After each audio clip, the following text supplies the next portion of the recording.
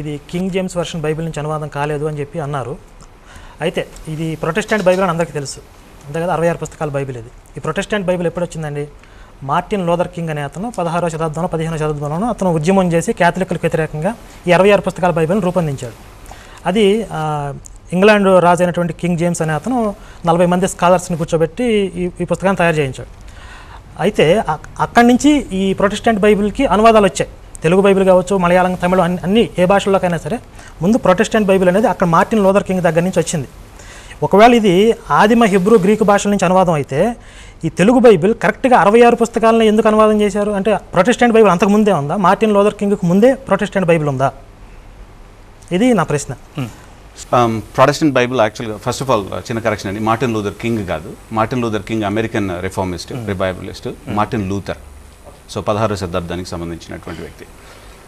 Martin లూథర్కి ముందే యాక్చువల్గా ఓల్డ్ టెస్టమెంట్లో 39 బుక్స్ మాత్రమే అథారిటేటివ్ బుక్స్ అని AD 90లో council of Yavneh or Jamnia అనేటువంటి దాంట్లో జూస్ యాక్చువల్గా రాటిఫై చేశారు. యూదులు కేవలం 39 పుస్తకాలు మాత్రమే అనే అథారిటేటివ్ బుక్స్ అని AD 90 అంటే 90వ శకం, క్రీస్తు శకం 90వ సంవత్సరంలో రాటిఫై చేయడం జరిగింది.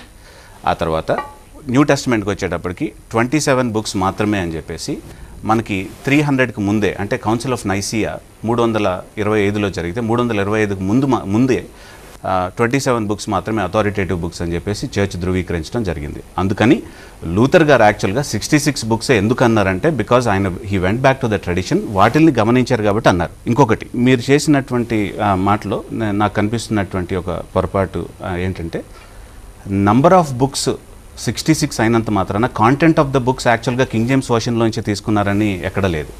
కింగ్ జేమ్స్ వర్షన్లో 66 బుక్స్ ఉన్నాయి, కానీ కాంటెంట్ ఇందులో 66 పుస్తకాలు ఉన్నాయి. తెలుగు బైబిల్లో కూడా 66 పుస్తకాలు ఉన్నాయి కాబట్టి కింగ్ జేమ్స్ వర్షన్ నుంచే తెలుగు బైబిల్ని తర్జుమా చేశారంటంలో అది నాన్ సెక్విటర్ అంటాం, అంటే లాజికల్ ఫ్యాలసీ, హెత్వాబాస్. అది 66 పుస్తకాలను తీసుకున్నారు, కానీ ఆదిమ హెబ్రీ గ్రీకు భాషలో ఈ 66 పుస్తకాలకి సంబంధించినటువంటి హీబ్రూ టెక్స్ట్ నుంచి గ్రీక్ టెక్స్ట్ నుంచి తెలుగు బైబిల్ని ట్రాన్స్లేట్ చేయడం జరిగింది.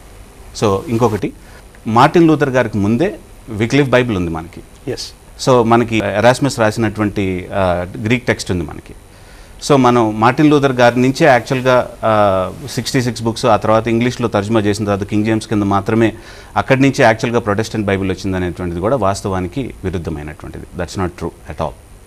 సో అది మీరు ఇక్కడే అంగీకరించాల్సినటువంటి అవసరం లేదు. మీరు వెళ్ళి దాన్ని పరిశోధన చేసిన తర్వాత అది మీకు కరెక్ట్ అనిపించిన తర్వాత మీరు అంగీకరించవచ్చు, లేకపోతే దాన్ని తృణీకరించవచ్చు.